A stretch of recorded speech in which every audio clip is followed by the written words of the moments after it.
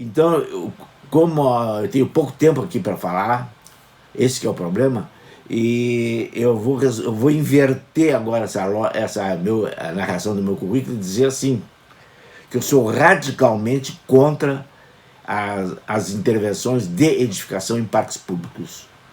Eu acho que aqueles que quiserem, empresa, os setores públicos que quiserem fazer investimentos públicos, pode adquirir uma área fora de um parque, em frente ao parque, próximo ao parque, e não entre nesse processo contínuo de subtração do espaço verde, espaço público, para usos não específicos, não vocacionados para o espaço público, no caso, um espaço público verde, que é um parque público, muito mais ainda um parque do porte e da história, da imagem e do uso que teve aqui para a cidade de Porto Alegre.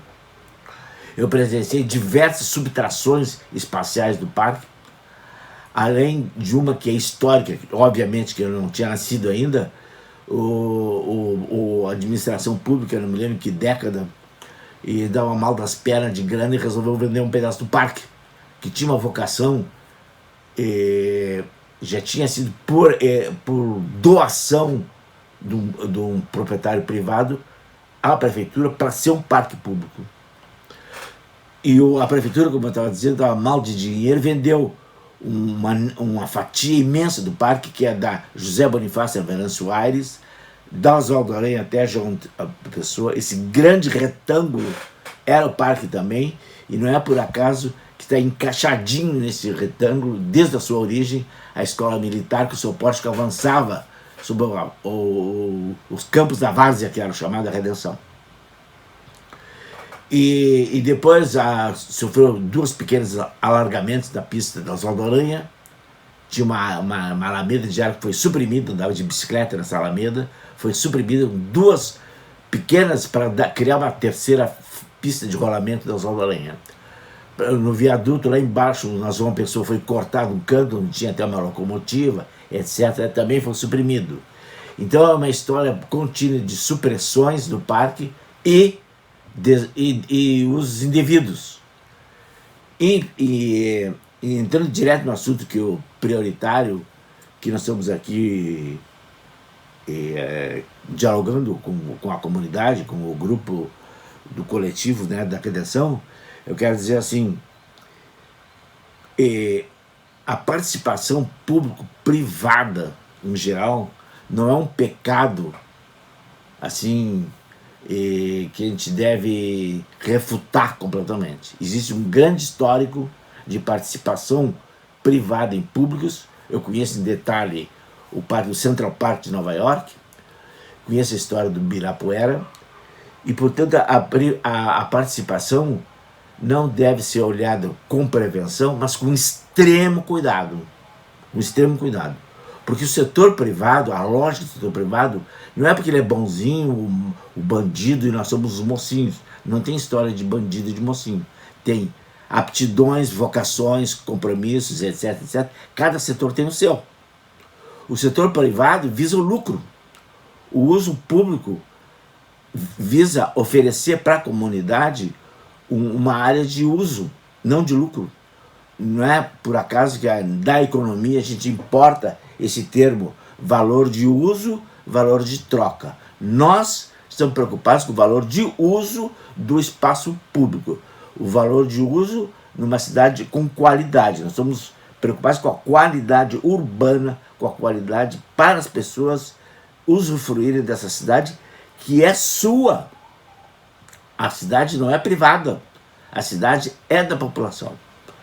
E, portanto, devem ser priorizados os valores, os interesses, as demandas, as necessidades da população. A população que tem que ser ouvida antes de qualquer decisão. O normal é o seguinte, a comunidade ser ouvida, e se houver interesse de participação privada, que se faça uma chamada para isso, um edital ou qualquer coisa, e nós vamos impor condicionantes, limites, vocações, foco, etc., nessa participação da privada. Geralmente, historicamente, lá do Central Park, as pessoas, as empresas preferem, gostam e desejam associar seu nome a um espaço público, não é para tirar lucro e fazer lucro no espaço público ou do espaço público, tirando pedaços do espaço público para obter renda. Por exemplo, fazer um estacionamento subterrâneo num parque para obter renda. Porque ele não é para embelezar o parque, não é para associar o nome da sua empresa ao parque, é uma empresa que trabalha com garagens públicas, com garagens subterrâneas, e quer fazer em nome de dar mais eficiência, por exemplo, ao auditório da Araújo Viana, mas é evidente que uma garagem que não vai ficar todos os dias da semana aberta só para o Araújo Viana, vai ser aberta ao público em geral, ao bairro especificamente aqui do Bonfim, que tem uma carência muito grande de estacionamento. Mas acontece que nós estamos lidando com um equipamento, com um modal de transporte, que é o carro privado, particular, que está em desuso. Ele está lomba abaixo. Jamais assim imaginaria de proibir carros estacionar em certas ruas. A tradição é estacionar na rua, mas a rua foi feita para circular e a rua não foi feita para estacionar. E ainda mais, com todos os impactos de congestionamento, o impacto mais grave hoje, tomara que não seja irreversível, que é a poluição aérea, com esse problema do superaquecimento, efeito estufa, a liberação do carbono, etc, etc, que nós temos que aumentar a capacidade de nossa de captura, de fixação do carbono, para evitar, mitigar, vamos dizer assim, esses níveis já exagerados, estratosféricos, fazendo uma palavra, uma metáfora, e de que, e na verdade está fora da atmosfera mesmo, e em relação aos graus, os níveis de comprometimento da qualidade do ar na Terra. Então existe uma tendência mundial nas grandes cidades, principalmente nas grandes cidades que sofrem disso. Por exemplo, Paris tem um plano agora que já está iniciando, já estão implantando, que é o Paris 50.000, é preparar Paris para atingir uma temperatura de 50 graus. Eles estão verdejando a cidade, grandes áreas tradicionais, esplanadas, lá junto à Torre Eiffel, em frente do outro lado, no Palais de Chaillot, onde era o Museu do Homem, todo aquele conjunto super moderno La Défense, já tem projeto, eu conheço, e verdejar todo aquele terraço tem quase 1 quilômetro de comprimento, uma coisa maluca. E então existe, é tão importante, tão prioritário hoje, que o conjunto da arborização, jardins, tudo que é verde na cidade, está sendo tratado como florestas urbanas. Hoje é um nome genérico para arborização urbana, etc, etc, arborização urbana viária, arborização em parques, etc, para aumentar a capacidade de captura do carbono, desde que seja plantado adequadamente, e também, o que já é tradicional, amenizar as temperaturas e etc, a qualidade do ar indesejável. Nós estamos falando de qualidade ambiental. Então o assunto é longo, eu só queria marcar essa minha posição, mas me colocar totalmente à disposição para o grupo e para a comunidade em geral. Eu fiz também na minha formação, não falei, vou falar agora, eu defendi minha tese de mestrado em 2018. A banca, meu orientador, tinham sido meus alunos, com muito orgulho e honra eu tive, e ele trata justamente essa dissertação, trata da gênese e a evolução do parque urbano, segundo um critério teórico de um arquiteto, engenheiro, paisagista italiano, Bernardo Secchi, que num pequeno livro depois, quem estiver interessado, eu estou à disposição para detalhar.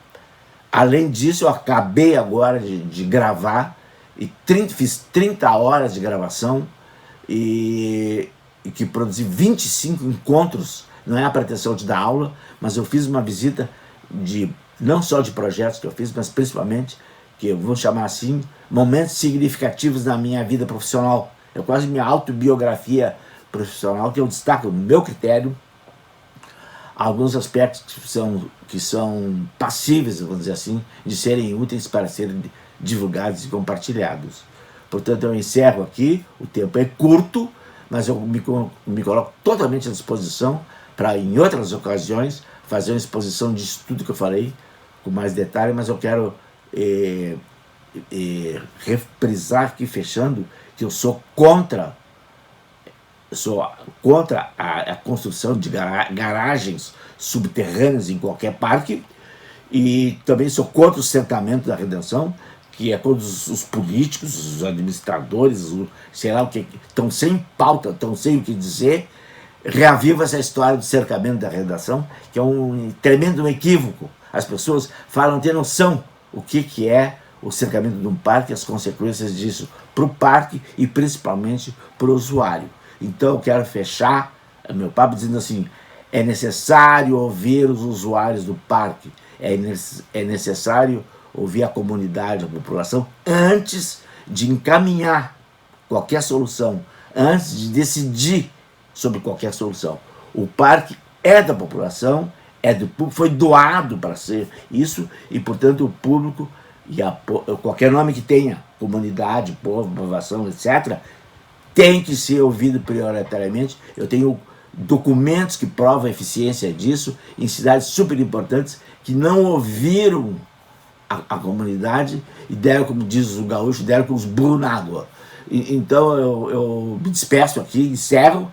Evidentemente eu tenho uma fama de papudo e conversador, mas eu estou me autopoliciando aqui, até por condicionantes da edição do trabalho, dessa gravação, e fico à disposição de vocês.